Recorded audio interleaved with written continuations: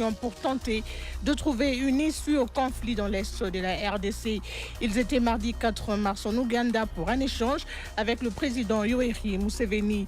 Sur place dans la soirée, ils ont également rencontré l'ancien chef des guerres Thomas Lubanga, accusé par l'ONU de collaborer avec l'AFC M23.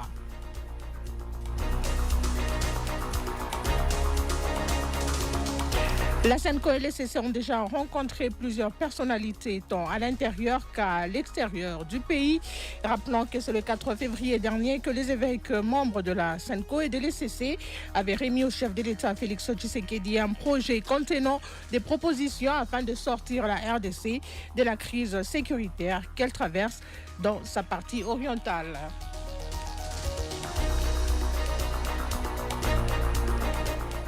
Où en est-on avec la démarche de ces deux confessions religieuses et que reste-t-il à faire? Nous en parlons ce soir avec le révérend pasteur Eric Senga, porte-parole de l'Église du Christ au Congo et président de la commission Justice, Paix et Sauvegarde de la Création. Il est également co-coordonnateur de la mission d'observation ECC Senko.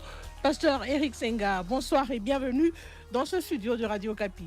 Bonsoir Madame Kouté, bonsoir à tous les auditeurs. À Lubumbashi, dans la province du Haut-Katanga, vous nous suivez sous la 95.8. Et si vous êtes en dehors de la RDC, merci de nous rejoindre sur www.radiookapi.net sur Dia TV canal 867. Vous avez aussi la possibilité de suivre cette émission en direct sur la page Facebook, la chaîne YouTube et le compte X de Radio Okapi. Bienvenue à tous dans votre magazine. Dialogue entre Congolais. Les débats politiques, c'est dans Dialogue entre Congolais.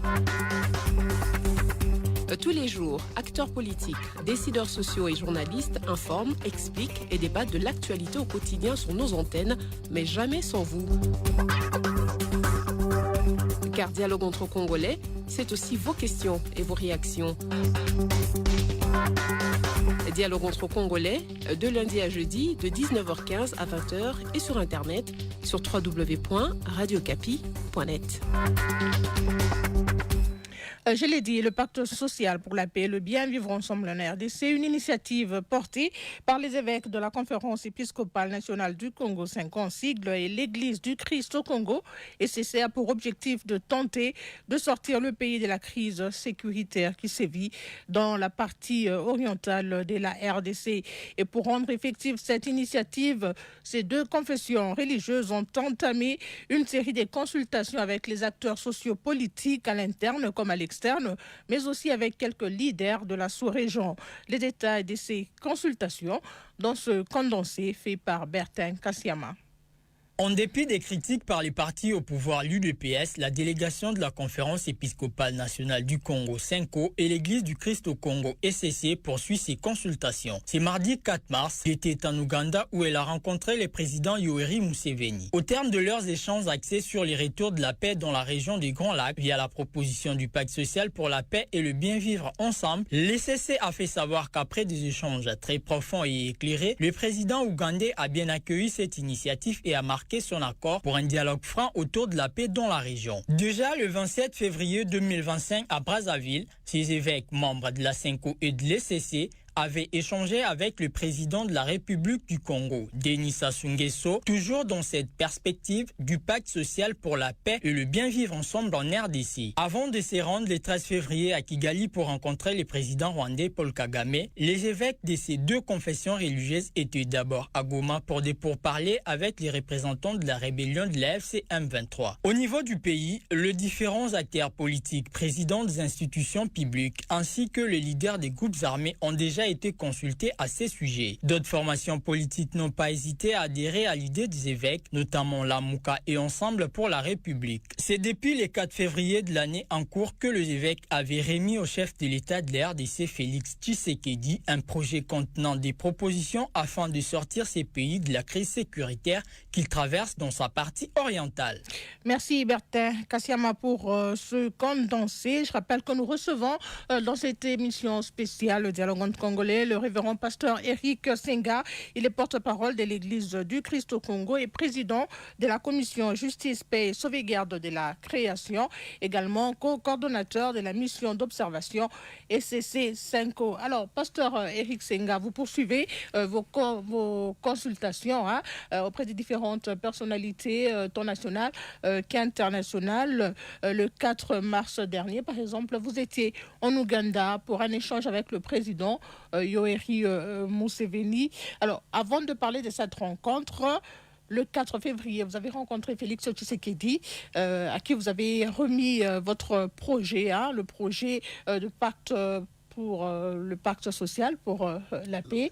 Est-ce qu'on peut connaître les principales propositions de ce projet?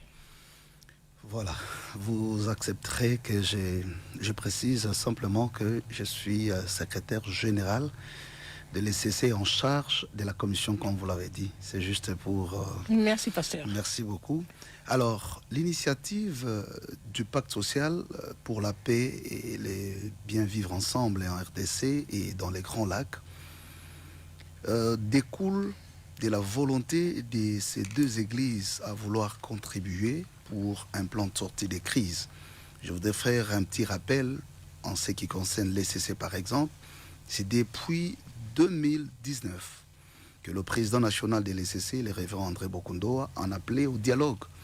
Et l'objet principal pour nous en tant qu'Église était de réfléchir sur des causes profondes qui souvent nous entraînent dans des conflits, dans des divisions et qui fragilisent les corps social. Rappelez-vous que après les élections de 2018, il y a eu pas mal de difficultés et les églises s'étaient investies. Ça, c'est à titre de rappel.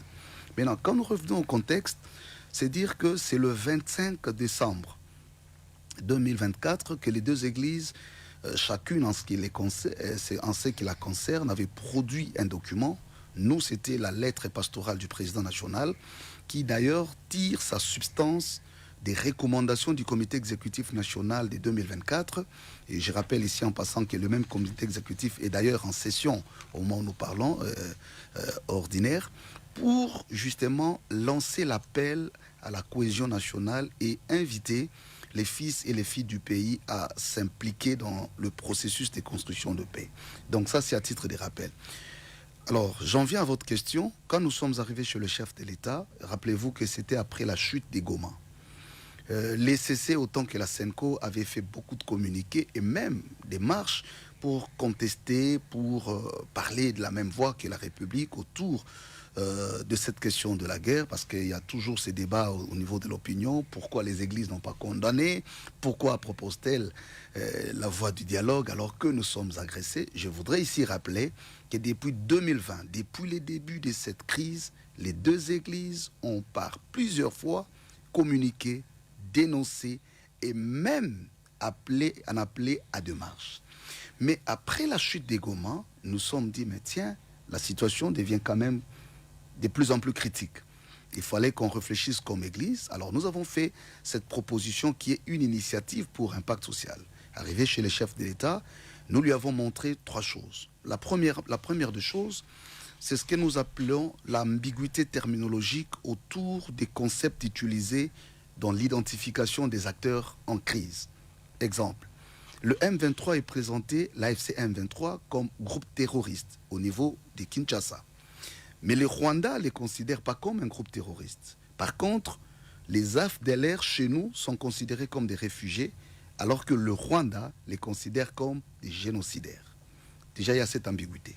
Au niveau international, nous qualifions donc Kinshasa, les AFC M23 comme le groupe terroriste, alors qu'au niveau international, on les considère comme mouvement ou opposition armée.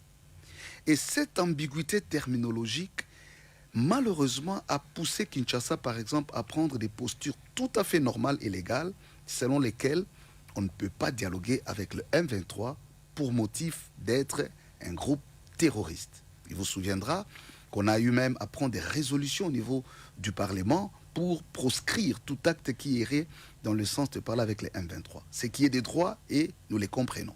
Mais cela constitue un blocage. Pourquoi? Quand vous quittez ces niveaux conceptuels, Au niveau du processus de Nairobi, et ça c'est la deuxième des choses qu'on a montré au chef de l'État, le processus de Nairobi mettait tous les groupes armés ensemble et souhaitait un dialogue à ce niveau-là. Un dialogue qui devrait déboucher sur les campements, les désarmements, et comme vous le savez. Malheureusement aujourd'hui, la proportion d'espace occupé par les M23 ne correspond plus, cette proportion, à la réalité lorsqu'on prenait les processus de Nairobi. Et donc, ce qui met un peu en difficulté le dialogue souhaité dans le processus de Nairobi. Quant au processus de Luanda, là encore une fois, il était celui qui devrait un peu résoudre la tension entre deux États, le Rwanda et la RDC, parce que c'était un peu une discussion entre États, y compris toute l'escalade qu'il y a eu. Malheureusement, le 15 décembre, il vous souviendra, le président Kagame n'est pas allé. Donc du coup, il y a eu blocage. Et au niveau du processus de Nairobi, et au niveau du processus de Luanda. Rappelant ici qu'au-delà de tout, il s'est posé un problème de confiance. Nous sommes membres de l'EAC. L'armée, la force de l'EAC était venue pour nous appuyer. Malheureusement, le terme de référence de cette négociation s'était contredit parce que Kinshasa attendait une force offensive. Alors que dans l'entendement de l'EAC, ce n'était pas pour attaquer, mais c'était pour faire une zone tampon. Et face à tout cela, vous êtes venu avec des propositions pour sortir la RDC de Au la regard crise. de ces tableaux qui montrent très clairement 3 niveaux de blocage, les niveaux conceptuels de la conception de la crise, les niveaux de processus régionaux qui tous deux ont montré leurs limites, et le 3e niveau, c'est l'absence de la prise en compte des questions internes. Parce que les 2 processus, rappelez-vous, traitaient autour des questions milisécuritaires liées aux groupes armés d'un côté et singulièrement du M23.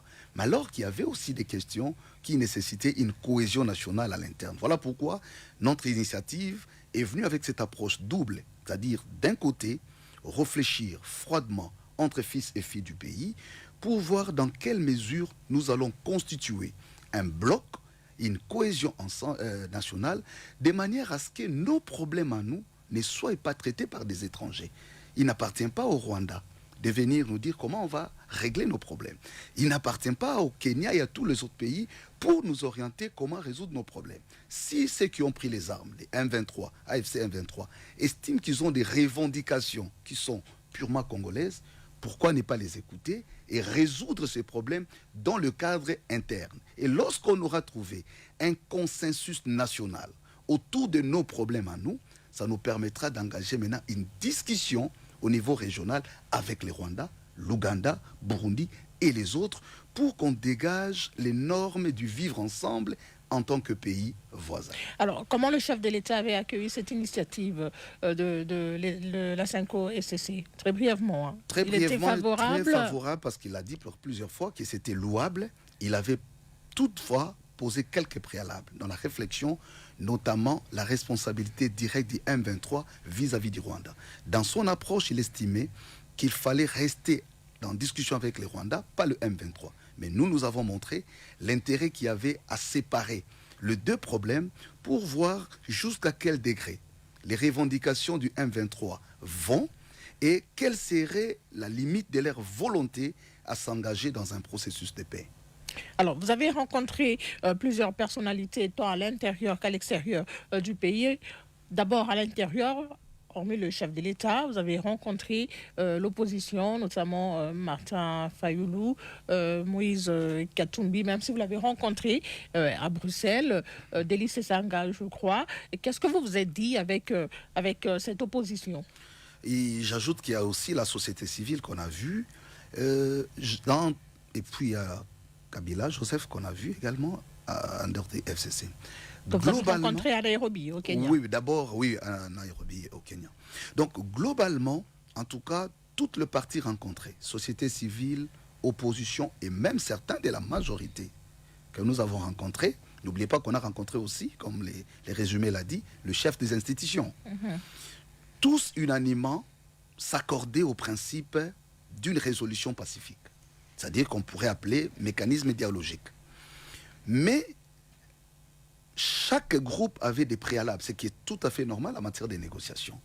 Et donc, c'est pour dire que le principe de résoudre ces problèmes par des voies pacifiques, notamment le dialogue, est acquis par tout le monde, y compris le M23, peut-être qu'on y arrivera, qu'on a vu. Donc, côté société civile, côté société politique non armée, ceux qui sont au pays ou ceux qui sont en exil dans d'autres pays, tous unanimement disent c'est la seule voie pour nous au regard du tableau tel qu'il se présente aujourd'hui, et surtout que vous prenez en compte non seulement les problèmes du M23, mais tous les problèmes des Congolais pour arriver à une cohésion nationale. Alors, le dialogue sous quel format?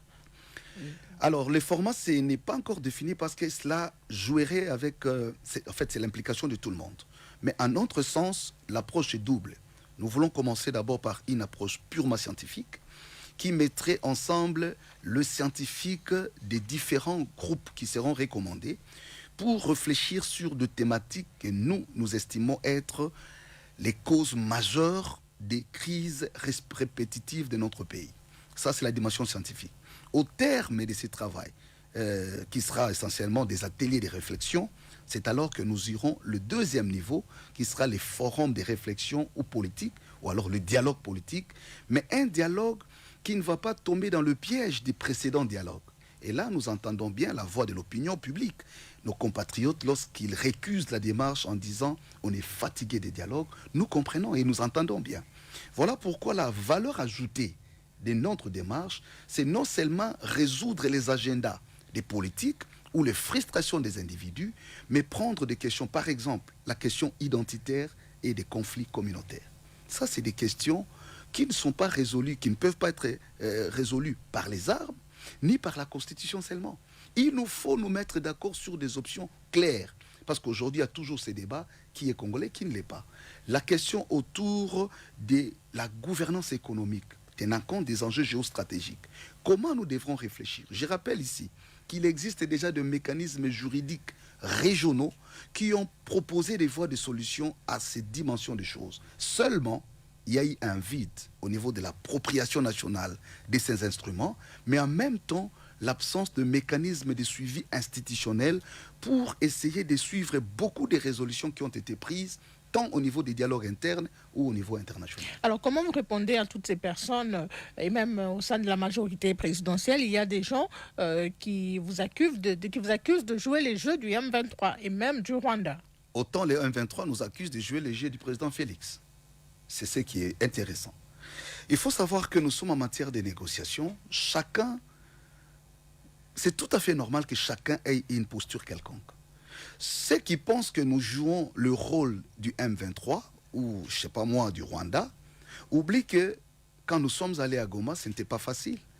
J'ai vu dans la presse une photo, je ne sais pas moi, fusionnée, disant quand vous êtes sortis chez les chefs de l'État, vous étiez furieux.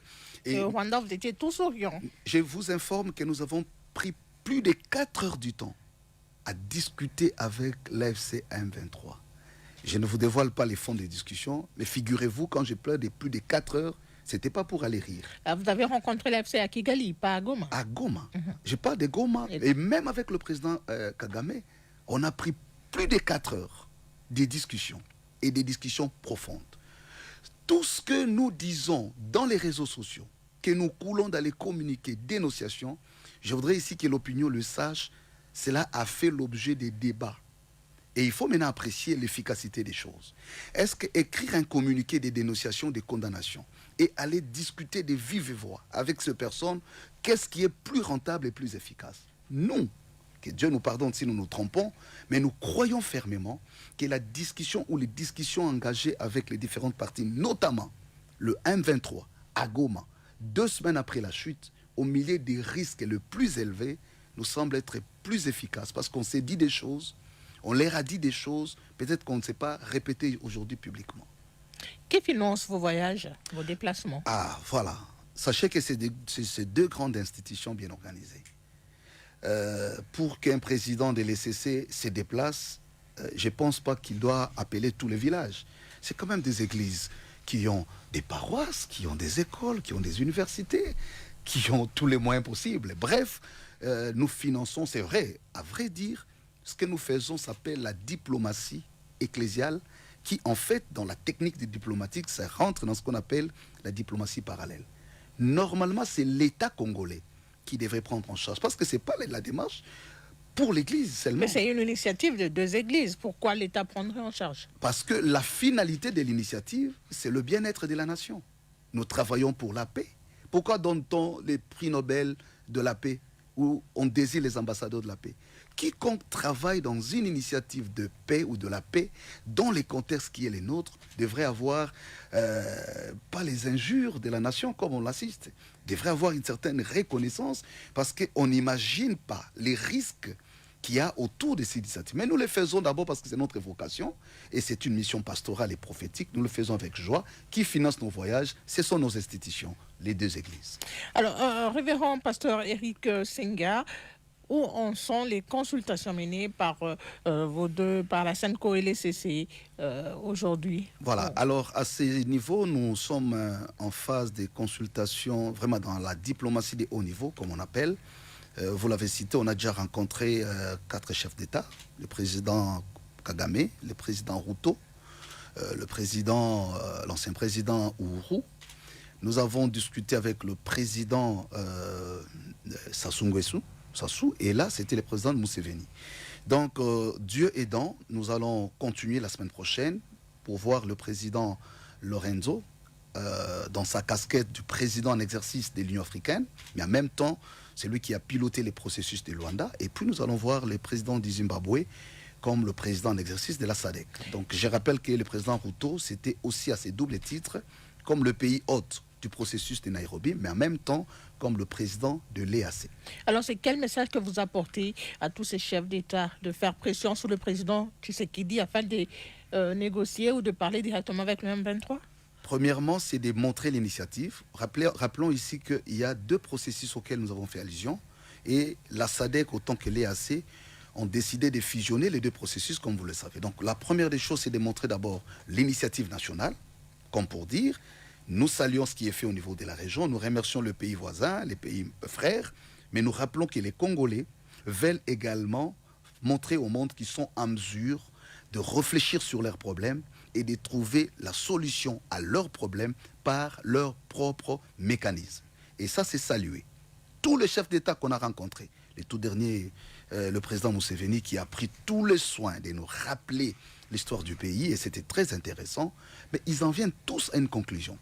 Ça peut vous surprendre. Il dit ceci: si cette initiative avait été prise avant, vous auriez pu éviter à votre pays beaucoup de désastres. Justement, beaucoup d'auditeurs reviennent sur ça. Pourquoi, lorsque Bunagana est tombé, vous n'aviez pas pris cette initiative? C'est comme ça que je rappelais à l'introduction le fait que l'ECC et même la SENCO en appelaient aux discussions. Mais nous comprenons, les contextes étaient peut-être tout autres. Nous étions dans un contexte électoral. Voilà, c'est tout ce qui a joué. Mais pour nous, l'appel au dialogue remonte depuis les débuts de la crise. On a vu les présidents, on a discuté. Rappelez-vous, plusieurs fois, on rappelait qu'il n'y avait pas un contexte qui s'y prêtait. Donc, c'était ça un peu la réponse de l'époque. Mais nous, c'est depuis longtemps. Peut-être c'est maintenant, par rapport à la proportion du danger ou des problèmes qu'on essaie de nous écouter. Alors, un petit bilan à mi-parcours de cette démarche que vous menez, ECC et SENCO, satisfait, pas encore satisfait Très satisfait. Très d'abord au niveau régional, ce que ça donnait une visibilité. Vous savez, on nous insulte en tant que nation à un point où vous ne pouvez pas vous rendre compte. Même nous sommes dans la diplomatie depuis plusieurs années, que ce soit au niveau occidental, que ce soit au niveau régional. On traite toujours des Congolais des incapables. Et cette initiative montre justement que les Congolais, comme par le passé, sont en mesure de trouver des solutions à leurs problèmes. Deuxièmement, satisfait parce que les niveaux régional et international se rendent compte que c'est cette initiative qui fait un peu les pivots. C'est-à-dire, elle vient compléter les insuffisances du processus de Luanda et de Nairobi. Parce qu'aujourd'hui, j'entends par exemple les gens dire, si dialogue il doit y avoir, c'est dans le cas du processus de Nairobi. Mais comme je l'ai dit, le processus de Nairobi est quelque peu obsolète. Parce que la réalité sur terrain d'aujourd'hui ne sont pas les mêmes lorsqu'il y avait processus de Nairobi. Il ne faut pas se leurrer. Aujourd'hui, AFC occupe 2 grandes villes ayant 2 grands aéroports internationaux. Et si vous comptez le nombre de territoires, c'est énorme. Et il faut ici se mettre à l'évidence que quand nous insistons de discuter avec les M23, ce n'est pas parce que nous faisons l'apologie de la rébellion. Ce n'est pas parce que nous voulons vanter ou coincer les régimes de Kinshasa. Mais c'est parce que quand nous sommes allés à Goma, nous, l'intérêt était de négocier, d'arrêter l'avancée vers Bukavu. C'est justement les agitations de Kinshasa par certains responsables des partis politiques qui ont mis le pavé dans la mare. Parce que quand Kinshasa a commencé à réagir, il vous souviendra, le chef ne les a pas envoyés. Là-bas, on fait des communiqués. Mais à ce moment, nous étions à Goma. Nous leur avons dit, arrêtez votre progression, donnez la chance à l'initiative. Mais si Bukavu est tombé, quelque part, c'est à cause de ces actes-là qui, en notre sens, n'étaient pas mûris. Parce que vous ne pouvez pas aller dans un schéma de négociation sans avoir les attitudes de bonne foi. Et on nous a mis en difficulté parce que les gens à Goma nous ont posé des questions. Vous nous parlez comme de pères spirituels. Nous vous accordons les bénéfices des doutes. Nous voulons croire à votre initiative. Mais Kinshasa est en train de dire à Black qu'on ne vous a pas envoyé. Donc, vous venez au nom de qui? Donc, on veut la guerre. Donc, voilà un peu un exemple concret pour dire il nous faut un engagement collectif. Il faut que chacun comprenne la nécessité de la paix. Ce n'est pas une affaire personnelle du président Félix, mais c'est la paix pour le pays. Alors, beaucoup d'internautes qui nous suivent sur la page Facebook réagissent. Il y a par exemple Alidor Sampo Kalembo qui nous suit depuis Likasi dans la province du Haut-Katanga. Il dit ceci: je pense que cette démarche est déjà un échec car le chef de l'État ne partage pas l'avis de l'ECC 5O quant au dialogue avec le M23. À Goma, à Bukavu et dans tous ces territoires, il n'y a pas que le chef de l'État. Il faut que les amis comprennent que le président de la République, en tant que garant de la nation, n'a jamais dit, en tout cas que je sache, je l'ai écouté par plusieurs fois, même quand il a parlé aux députés membres de l'Union sacrée. Vous savez que très vite, nous avons vu des choses circuler dans le média. Le président a dit qu'il n'a pas envoyé. Mais quand moi, personnellement, j'ai réécouté l'audio, je n'ai pas entendu.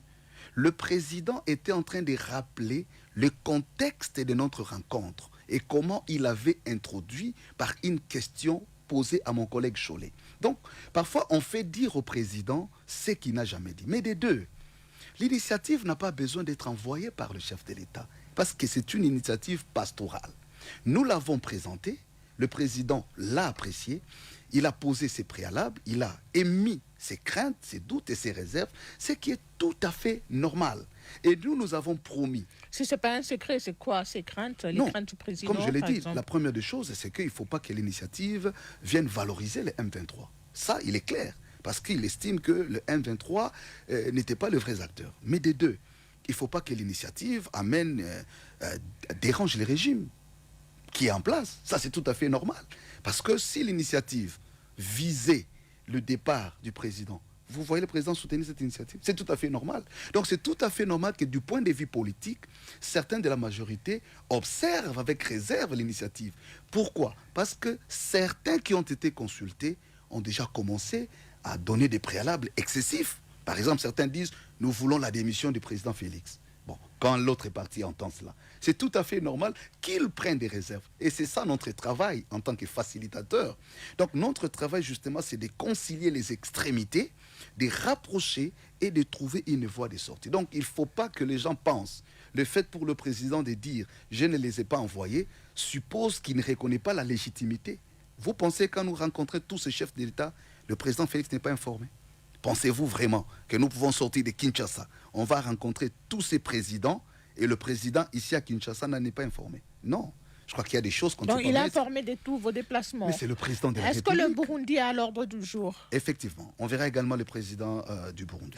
On va ouvrir notre standard pour prendre ces nombreux Congolais qui appellent pour vous poser des questions. Révérend pasteur Eric Senga. On va se rendre dans la province du Lualaba pour écouter Jeannot Louemboué qui est déjà en ligne. Jeannot Louemboué, on vous écoute. Jeannot Louemboué Kitenge depuis le Lualaba. Nous réitérons nos encouragements, notre soutien moral et surtout spirituel au combat des pères des églises qui entrent dans leur rôle d'église au milieu du village dans un contexte de cette traversée du désert dont la guerre nous est imposée par le Rwanda depuis maintenant 30 ans, jour pour jour, causant ainsi des milliers de morts, malheureusement.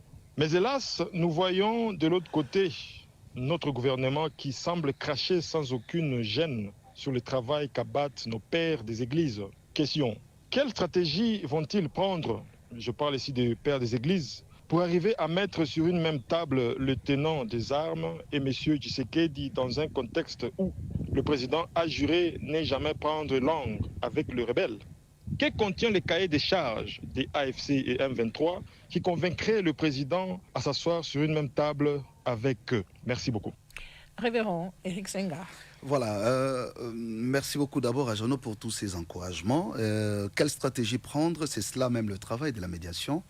Et donc, il serait peut-être prématuré et mal indiqué de le dire ici, simplement parce qu'on n'a pas encore rencontré le chef de l'État après notre tournée, parce que nous nous étions promis de nous retrouver.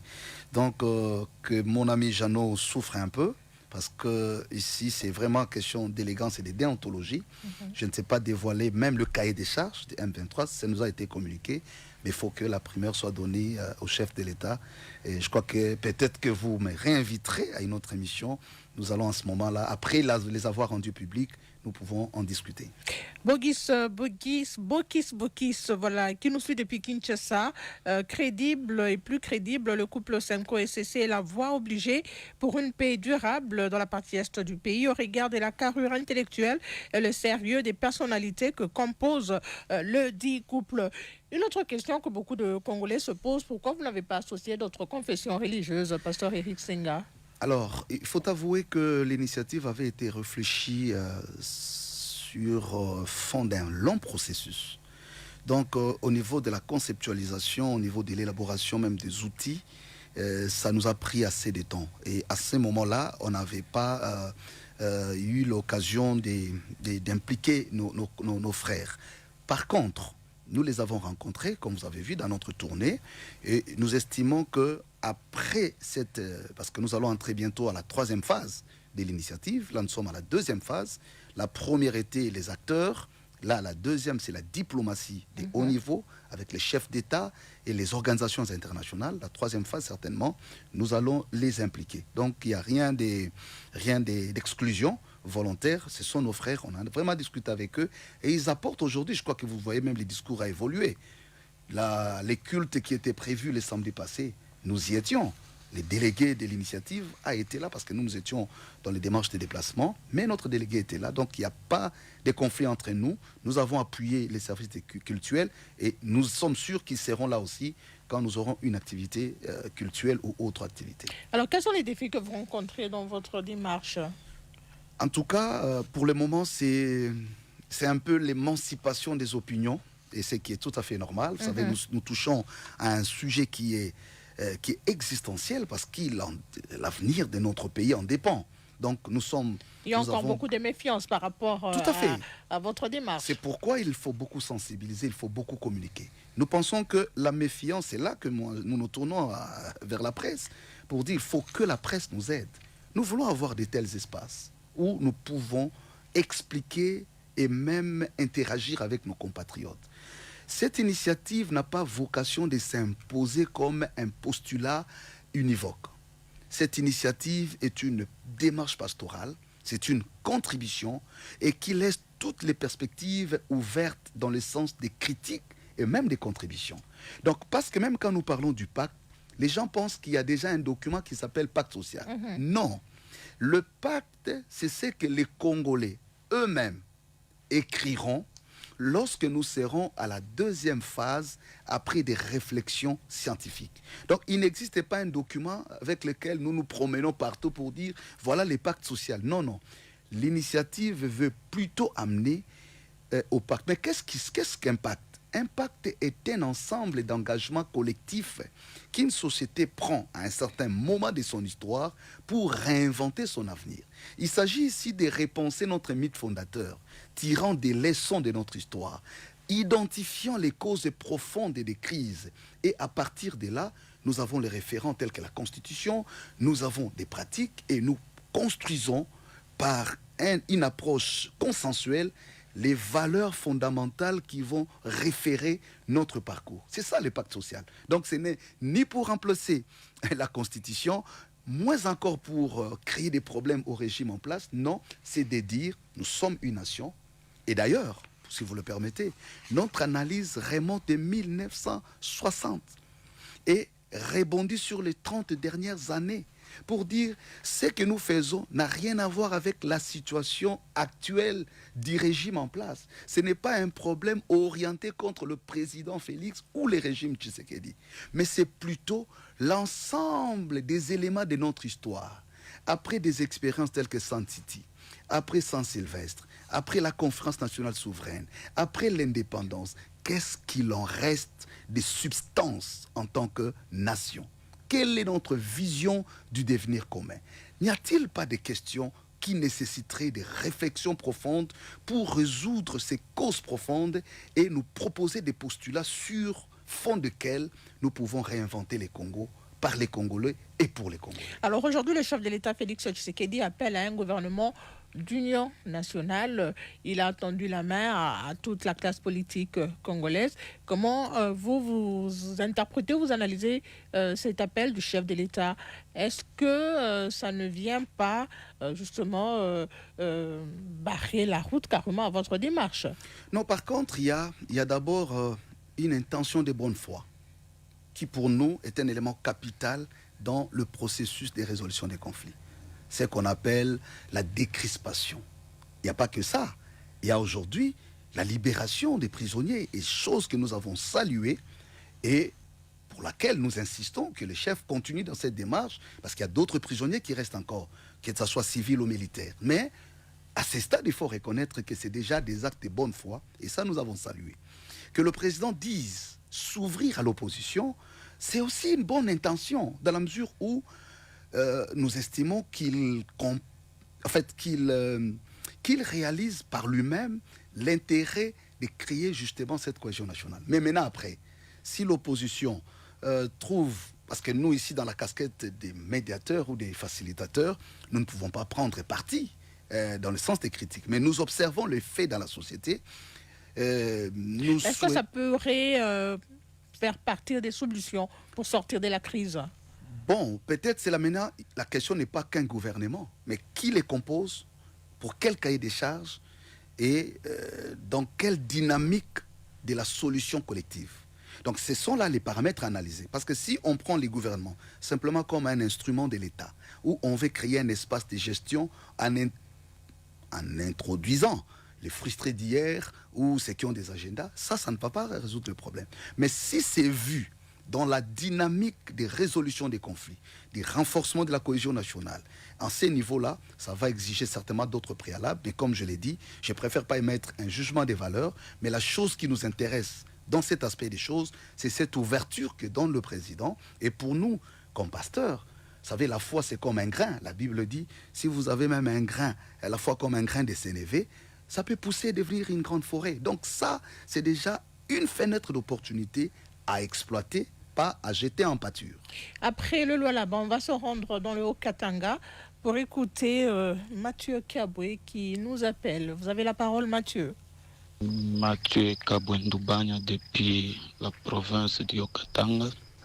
Et notre préoccupation, nous voudrions savoir quel est le rôle que la CENCO avec les CC prétend jouer dans cette recherche de solutions pour la crise qui se vit en République démocratique du Congo, particulièrement dans sa partie orientale. Et après les travaux qu'ils sont en train de mener, les consultations qu'ils ont fait au niveau local et international, ils sont allés jusqu'à même à consulter certains de ces des anciens prisonniers, des chefs de rebelles, à qui ils pensent déposer les conclusions de leur consultation. Révérend pasteur, les conclusions seront remises à qui? Voilà. Quel est le rôle que nous jouons? Jusque-là, nous jouons le rôle de la facilitation. Nous ne sommes pas médiateurs parce que pour être médiateur, il faut être désigné par les parties en conflit ou en présence. Donc, on n'est pas dans une posture des médiateurs. Par contre, nous facilitons au travers de l'initiative de paix. L'avantage avec ça, c'est que nous ne voulons pas facile, parce qu'il faut faire la nuance. Lorsque les politiques décident de dialoguer entre eux pour résoudre une crise politique basée sur des frustrations et qu'ils recourent au service de l'Église, soit pour faciliter ou faire de la médiation, ça c'est une chose. Et c'est ce qui a toujours été. Et c'est cela la nuance dans notre initiative. Ici, il ne s'agit pas d'un agenda politique, une offre qui vient des politiques, qui se trouve dans une situation de conflit et sollicite les services de l'Église. C'est ce qui explique le sens du langage du président quand il dit « je ne les ai pas envoyés ». Justement parce que ce n'est pas une initiative politique qui cherche à résoudre la frustration ou les agendas des acteurs politiques.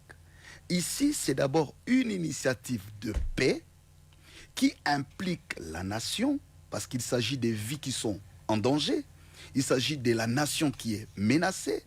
Et cette initiative elle-même a la substance de l'engagement collectif, parce que tout le monde a besoin de la paix, mais en même temps, elle est portée par des pasteurs, parce que c'est une initiative des églises, ce qui fait que notre rôle devient plus large, où nous ne sommes pas soumis à quelqu'un pour aller donner un quelconque rapport. Par contre, et cela la modestie, parce que ce que nous faisons, c'est pour le pays, et le pays est dirigé par des acteurs, et les conflits impliquent des acteurs. C'est pourquoi la deuxième question, les conclusions seront partagées avec, à différents niveaux ou à différentes instances. Nous avons commencé par le chef de l'État, ce qui est normal parce que c'est lui le chef de l'État. Et autant que nous allons finir, nous allons lui partager les conclusions de ces consultations, autant que les autres acteurs qui ont été consultés, et le peuple congolais en sera informé parce que c'est une affaire citoyenne qui engage le peuple. La réalisation me signale qu'il y a beaucoup d'auditeurs en ligne qui attendent. On va aller très rapidement dans la province de la Chopo pour écouter Ignacio Fumba. C'est le secrétaire Jean Kibefong à Malomalo depuis Kisangani, province de la Chopo. Moi, je salue cette démarche, mais vu l'urgence et l'évolution de cette dernière, j'ai 3 questions à poser à l'invité. Quels sont les principaux obstacles rencontrés par la SECO et l'ECC dans leurs efforts de médiation entre les différents acteurs du conflit? Comment la SECO et l'ECC prévoient-elles d'impliquer les autres acteurs internationaux comme l'ONU et l'Union africaine dans la résolution du conflit? Quels sont les prochains jalons de ces initiatives et qui reste-t-il à faire pour que ces propositions aboutissent concrètement à une amélioration de la situation sécuritaire? Merci beaucoup. Je suis allée vite tomber sur, c'était plutôt l'auditeur Befonga Malo, je pense, de Kisangani. Révérend pasteur. Très rapidement, les obstacles, je l'ai dit, d'abord, il y a cette émergence des opinions divergentes, ce qui est normal. C'est vraiment pas un obstacle pour nous, mais l'obstacle, c'est lorsque la communication pose problème entre ce que nous avons conçu et ce que comprennent nos compatriotes. Deuxième obstacle, c'est au niveau politique. Au niveau politique, parce que, vous savez, dans toute négociation, chacun fixe les préalables quelque part. Et quand vous venez ici, vous entendez des choses, les autres disent, en tout cas, pour nous, il faut X choses. Alors, ce n'est pas un obstacle, mais c'est un défi. C'est un défi, je crois que nous allons arriver à trouver une solution. Impliquer les autres acteurs de la région, oui, le fait même déjà de parler avec les chefs d'État, non seulement en leur qualité de chefs d'État, mais certains sont de présidents en exercice des organisations régionales, notamment les organisations internationales. Je rappelle ici Lorsqu'on utilise le terme communauté internationale, c'est un terme générique. En fait, la communauté internationale n'existait pas. Il n'existait que des organisations internationales et les États. Donc, lorsque la communauté internationale veut s'impliquer dans une situation qui se passe au Congo, elle passe essentiellement par des mécanismes régionaux. C'est comme ça qu'il y a des organisations sous-régionales, régionales et continentales. Voilà pourquoi dans notre démarche, nous sommes en train de voir tous ces différents acteurs qui jouent un rôle stratégique au niveau international, parce que l'un des préalables que tout le monde, en tout cas presque tout le monde pose, ce sont les garanties. Comment est-ce que ces résolutions seront applicables? Exactement. Voilà, donc ça c'est encore une réflexion, un travail plutôt qui est en train d'être fait au niveau international, et même le chef de l'État, nous avons partagé avec lui. D'ailleurs, les conseils du chef de l'État, si vous voulez bien, c'était de nous dire comment vous faites pour que votre initiative ne soit pas absorbée ou dérangée par d'autres initiatives au niveau régional. Ça, exactement, notamment Luanda et exactement. Nairobi. Et ça, c'était très bénéfique. Ça nous a aidé à plonger dans la grande discussion et ça a été une bonne contribution.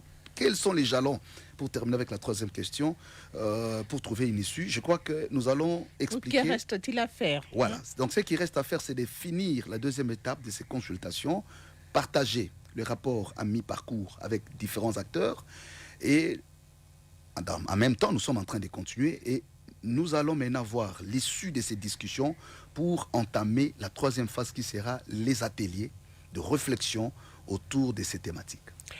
Pasteur Justin Matadi Matondo, ma question, je la pose à mon collègue aîné, révérend pasteur. Pourquoi vous avez mis d'autres confessions religieuses, je répète ces mots, en diagonale, vous avez voulu mener vos offices seuls, alors que nous avons 9 confessions religieuses. Est-ce que, en ce moment-là, est-ce que vous allez parler du bien vivre ensemble? Je crois que vous avez répondu. J'ai répondu. Oui, vous pouvez quand même lui dire quelque chose, très brièvement. C'est juste dire qu'ils sont impliqués avec nous, ils contribuent, et dès que nous terminons cette phase qui était déjà engagée, nous allons nous engager aussi avec eux. Aimons la patrie Lumumba, la démarche de la CENCO semble ne pas être la solution à cette crise vis-à-vis des déclarations et différentes sorties médiatiques des opposants, tout comme ceux de la majorité, qui au lieu de chercher à s'unir pour trouver une solution, sont dans les échanges des mots et accusations des parts et d'autres. Patrick Osusu, alors quand il y a eu génocide rwandais, aucun prêtre n'est venu en RDC, aucun prêtre de Rwanda n'est venu en RDC pour le dialogue. Quand l'Ouganda avait fait la guerre à Kisangani, aucun prêtre ougandais n'avait traversé la frontière. Pourquoi seulement chez nous vous partez, vous, SCC CENCO, consulter Kagame chez lui? Parce que Kagame est un acteur dans les conflits. Parce que Museveni est un acteur dans les conflits. N'oublions pas que nous parlons d'un conflit qui remonte de ces pays voisins. Vous comprenez? Donc on a beaucoup parlé du Rwanda, mais n'oubliez pas que nous avons aussi l'armée ougandaise, et c'est pourquoi nous sommes allés voir le président Museveni pour comprendre la raison du déploiement de l'armée ougandaise et l'idée derrière tout ce qu'il fait. Donc c'est pour dire, nous ne sommes pas en train de je ne sais pas moi comment elle comprend ça, mon compatriote, mais l'idée en des termes clairs, c'est que le Rwanda, l'Ouganda, le Burundi et même le Kenya sont des pays qui sont impliqués dans la résolution de ces conflits. C'est à ce titre qu'on les a vus. Valérien Kisembe, qui nous écrit depuis la commune de Kisenso, ici à Kinshasa, j'encourage les CC et l'Église catholique dans leur démarche qui est salutaire. Chers pères spirituels, ne vous découragez pas malgré les multiples insultes de la part des gens mal intentionnés. On va aller où cette fois-ci, Lualaba, pour prendre Dieudonné Bangé qui appelle, qui est en ligne déjà. Moi, c'est Dieudonné Bangé, fils. Je vous appelle depuis la ville de Kolwezi dans la province du Lualaba. En fait, finalement, moi personnellement, j'ai comme l'impression que l'initiative de la CENCO et l'ECC semble avoir perdu sa saveur dans la mesure où ces hommes d'église, en lieu et place de se limiter avec ces consultations à l'interne au pays, ils se font déjà passer pour des facilitateurs internationaux, oubliant qu'il y a les processus de Luanda et Nairobi pour la paix qui existent déjà, mais sabotés par ces mêmes consultés, à l'occurrence Paul Kagame. Cependant, pour ne pas perdre du temps, je suis tenté aussi poser ne fût-ce que 3 questions au pasteur. Primo, les révérends Eric Senga, en sa qualité de serviteur établi, peut-il nous affirmer ou démentir si et seulement si le président de la République, Félix Tshisekedi, leur avait donné l'aval pour entamer ces consultations? Secondo, parce que le président de la République ne veut pas dialoguer avec Corneille Nangaa, encore que c'est le M23 les dénominateurs communs, bien entendu, n'est-ce pas une peine perdue d'avance pour la démarche des églises? Alors, il a parlé de 3 questions, il en a posé 2. Je pense qu'il nous a pris des cours, hein, parce qu'il y a des éléments... oui, mais qu'à cela ne tienne, pourquoi sommes-nous allés consulter à l'international? Est-ce que nous sommes passés? Non, je vais rappeler ici à mon compatriote que le processus de Luanda lui-même prévoit un dialogue direct entre Kigali et RDC.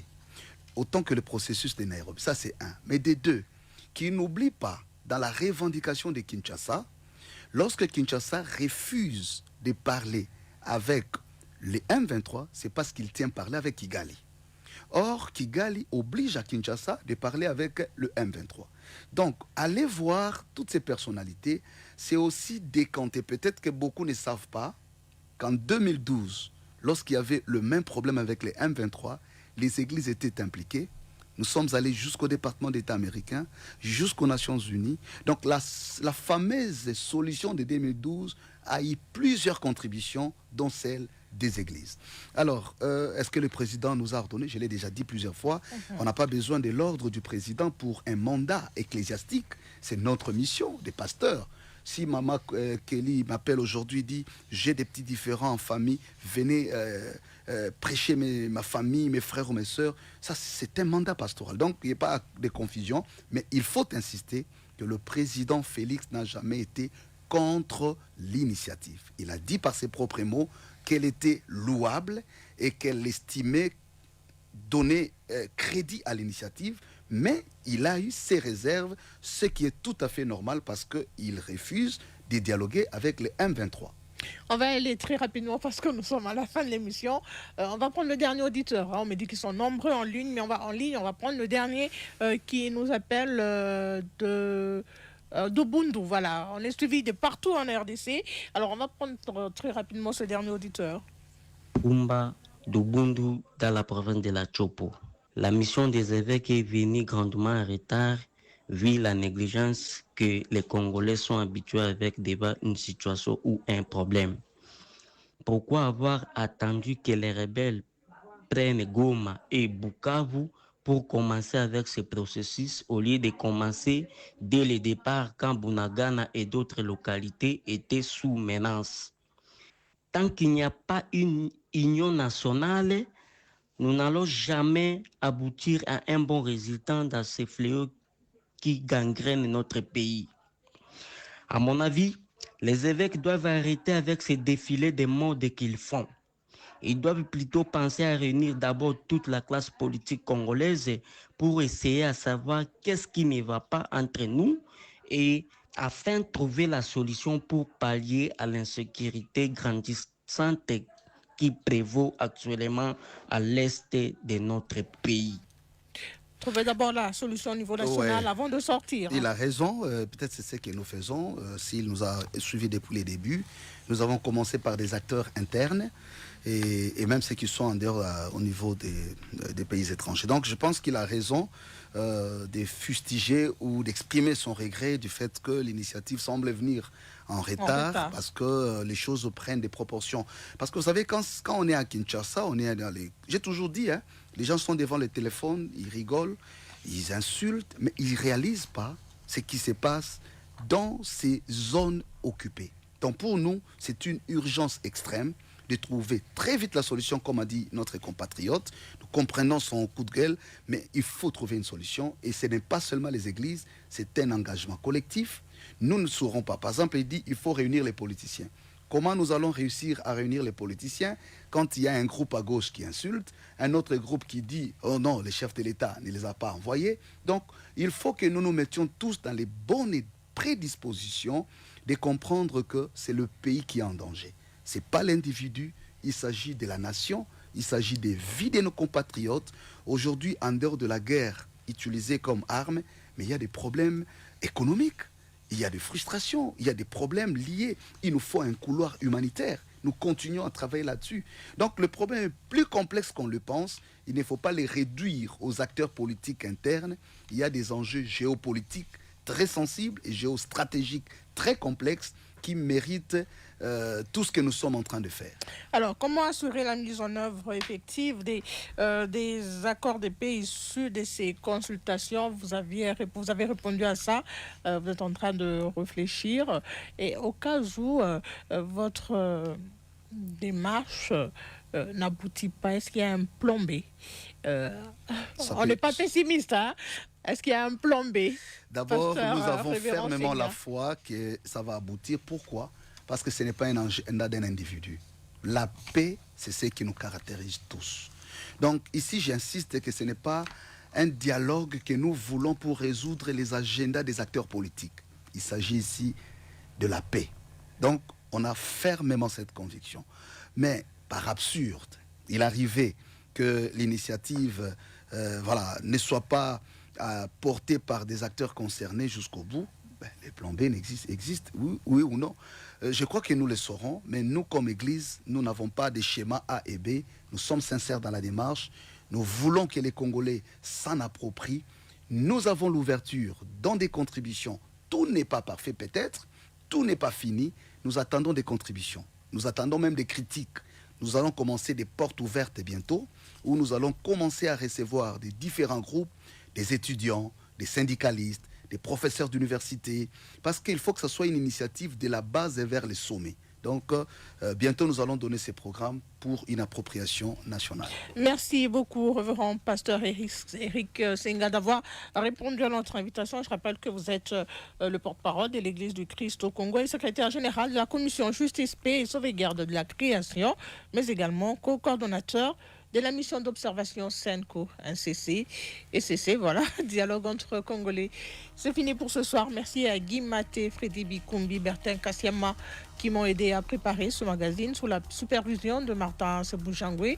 La mise en onde était assurée par Polydor Basunga et Dieudonné Nyangasa derrière les caméras. Si vous avez réussi à nous suivre en direct via la page Facebook, la chaîne YouTube, le compte X de Radio Kapi, c'est grâce à Jonathan Fonani, Clément Chimanga et Hervé Vokia. Présentation et coordination Kéline Kouté. Bonne suite de programmes sur Radio Kapi.